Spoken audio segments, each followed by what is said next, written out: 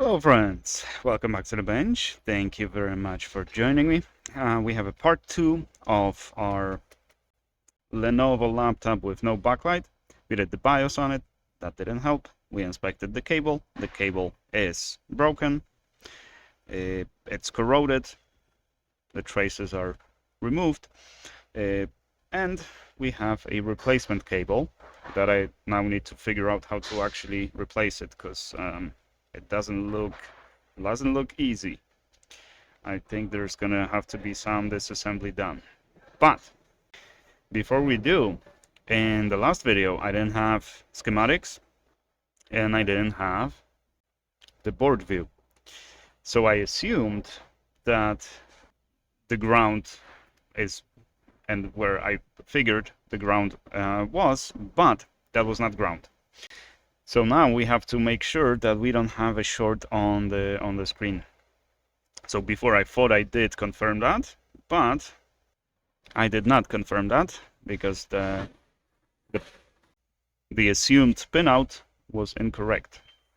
So this is our connector. So that's a backlight fuse as we identified it, or as we suspected, right? And these two pins, that's our main voltage going in. That's going to be carried directly from the battery, B+. Right, we have a fuse, we have even a test point over here, and we have so these two are essentially traces are broken. But this one that I thought was going to be the ground, it's not. This is VDD. It is delivered through this shunt over here and enabled through this little UV9. The circuit is very simple. We deliver 2 voltages, 3 volts always on and 3 volts standby or something, I don't know, to the pin 5, and our pin 1 is our output, right? So pin 5, that's our input. We have 2 shunts, one to 3VS and the other one 3V always on. And our output on pin 1, we go through the shunt and over here. So we had this voltage, but we don't have this voltage. That's why we don't have a backlight. That's why the screen, everything works, but there's just no backlight.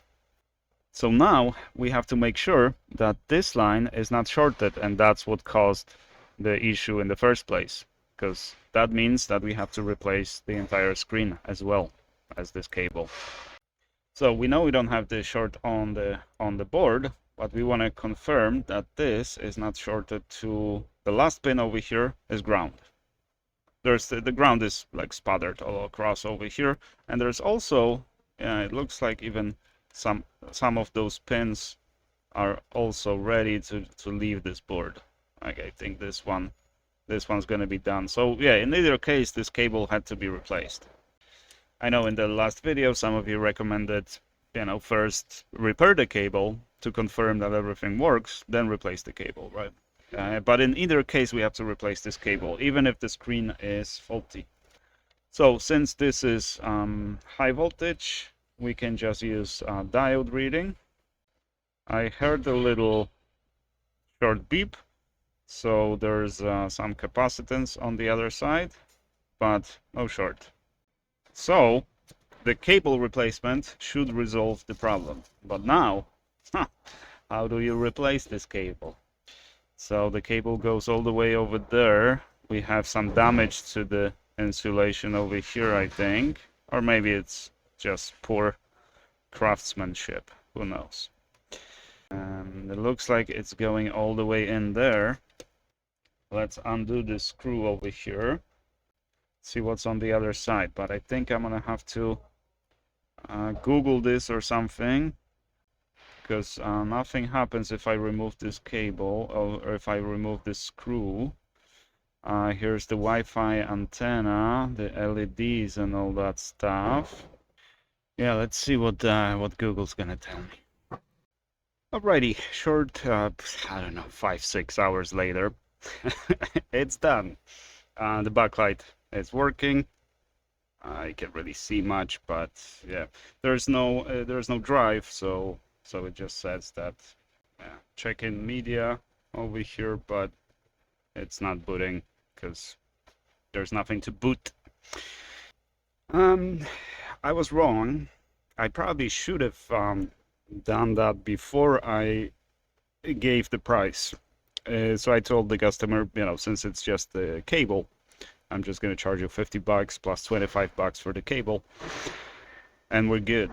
But it turns out to replace that cable, you have to disassemble essentially the entire machine to bare bone. That cable goes to the screen. There are two cables that plug in over there. Obviously, there's a Wi-Fi antenna and all kinds of stuff. You have to remove the board because you don't have access to the screws until you remove the board. Yeah, I wouldn't say this was a successful repair, although we fixed the laptop.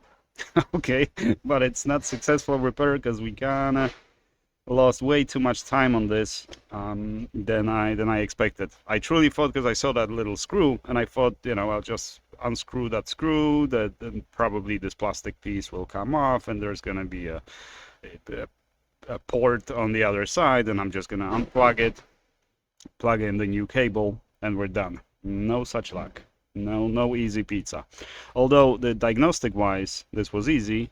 The actual repair, very intricate, and I probably should charge a lot more for this, but that's what I promised the customer. The laptop came all the way from Canada, so we're not gonna be hasty. Sometimes you win, sometimes you lose, and we got super nice stickers, a lot of cuts and all kinds of stuff. So maybe this is the customer's daughter or son. So hopefully it will serve you well for a long time now. Hey, it's running a little hot, but that's in the BIOS, so that's normal. Once it boots to Windows, it'll stop overheating. All the fans are working. I cleaned up a little dust and stuff like that. We're just gonna put it back together, ship it back, and thank you very much for your business. Thank you guys very much for watching. I do appreciate you, and I shall see you guys in the next one.